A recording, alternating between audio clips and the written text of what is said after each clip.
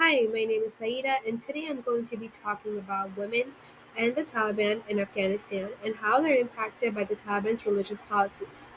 Today, we're going to be exploring how women born in Afghanistan live incredibly restricted lives which impact every element of their self expression and freedom. Let's begin. The Taliban are an Islamic authoritarian theocratic government. They configure laws based on Islamic Sharia, and I'll explain what that means in just a bit. Their perceptions and interpretations of Islamic Sharia have led to restrictions on women's right to education, employment, traveling, healthcare, and autonomy. Imagine what it would feel like to live in a country where you cannot follow your dreams or your passions because of your gender. Women in Afghanistan live that unfortunate life where they're unable to choose for themselves. The Taliban configure laws based on Islamic Sharia, which I've stated before. Sharia law is based on Islamic principles, and Islamic principles come from the Quran or the Hadith, which are the teachings of the Prophet. This would be the same as configuring laws based on teachings and values of the Bible. The Taliban misinterpret these religious teachings to control the population by enforcing incredibly strict rules on people, especially women. Women in Afghanistan are often seen as inferior to men based on these misinterpretations, leading to gender based abuse. One of the more notable restrictions that the Taliban have imposed on women is banning them from high school and university. They cannot go beyond the sixth grade, which is the beginning of middle school in the US. As we all know, a lack of education usually results in people following more traditional values. Following traditional values or customs for women usually means staying home, caring for the husband and children, and not working. The woman has to devote all of her time into the family instead of her personal interests or goals. Unsurprisingly, a lack of education also results in lack of employment. As half of Afghanistan is banned from attending school and working, this has detrimental effects on the economy. Women are not allowed to educate themselves, neither are they allowed to work, which makes them heavily reliant on male relatives or partners.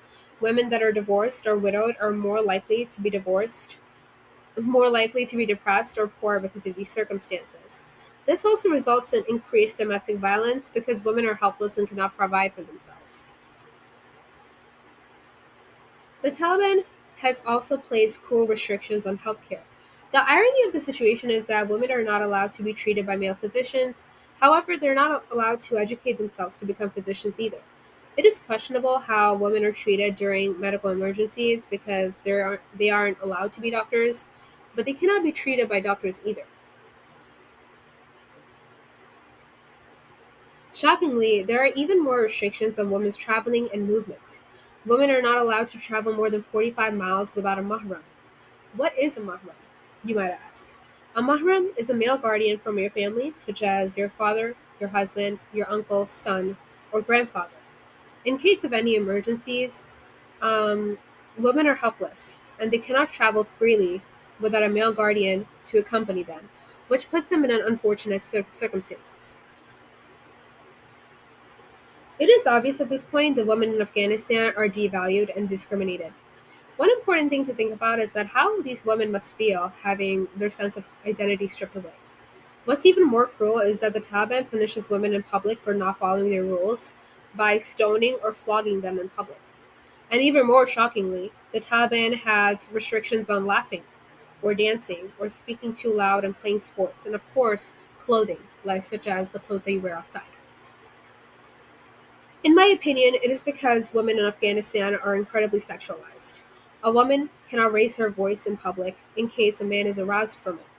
Furthermore, what's even more baffling is that when women are abused and they report that they're being abused, they are arrested instead of their abusers. So that means if you're a woman in Afghanistan and your husband is mistreating you at home and you tell the police about it, they will blame it on you instead. This this leaves women helpless with no one to turn to. But the perceptions that stem from the Taliban's Islamic theocracy can lead to misinterpretations of an entire group of people. Islamic beliefs are represented wrongly in Afghanistan, and this is confirmed by scholars at religious universities. In my opinion, these policies are constructed for controlling people, which is a sign of Islamic extremism. So, why does this matter? This topic matters because Afghanistan continues to restrict women's rights and refuses to modernize society, their economy will suffer. One of the articles that I've read states that excluding women from the workforce could cause Afghanistan billions and a GDP loss of up to 30%. That's not a small percentage, and this shows the severity of the matter. This also matters because restricting women's rights reinforces gender based violence as a societal norm, and it perpetuates the idea that women are inferior to men. And the last thing, women become entirely dependent on their male relatives, completely helpless without a voice. It is as if they're erased from the public with no power, which, in my opinion, is exactly what has been done. I hope that gives you a little bit of insight into how women are impacted by the Taliban's policies. I've always been interested in this topic because I wanted to know the difference between cultural values that are mixed with religion versus actual religious values. Anyways, thanks for listening to me talk and have a good day.